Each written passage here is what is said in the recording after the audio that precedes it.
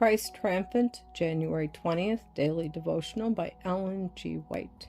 Results of opposing God's plans. And the Lord God said unto the woman, What is this that thou hast done? And the woman said, The serpent beguiled me, and I did eat. Genesis chapter 3, verse 13. It was God's purpose to repopulate heaven with the human family, if they would show themselves obedient to his every word.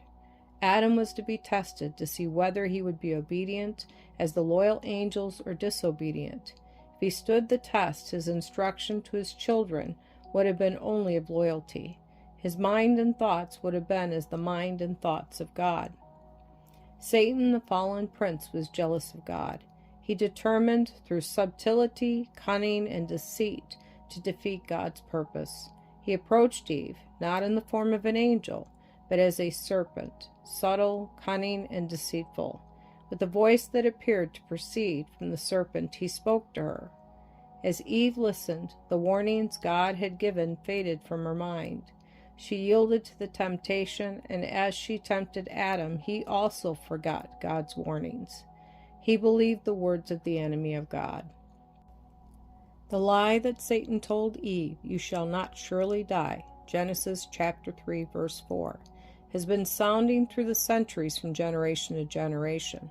Thus Satan tempted our first parents, and thus he tempts us today. Adam and Eve were driven out of Eden, and an angel with a flaming sword guarded the way to the tree of life, that the disloyal, disobedient pair might not gain access to it and thus immortalize transgression. Mark this point. The Lord did not place in Adam, fallen and disobedient, the confidence he placed in Adam, loyal and true, living by every word that proceedeth out of the mouth of God. The eyes of Adam and Eve were indeed opened, but to what? To see their own shame and ruin, to realize that the garments of heavenly light had been their protection, were no longer around them as their safeguard. Their eyes were opened to see that nakedness was the fruit of transgression.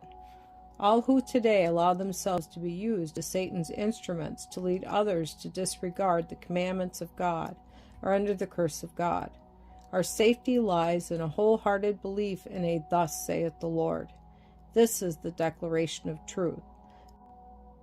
Those who are led away from the truth, from any motive, however great may have been their supposed wisdom and exaltation, and venture in a path of their own choosing, are following a false leader, and will be led by him into false paths.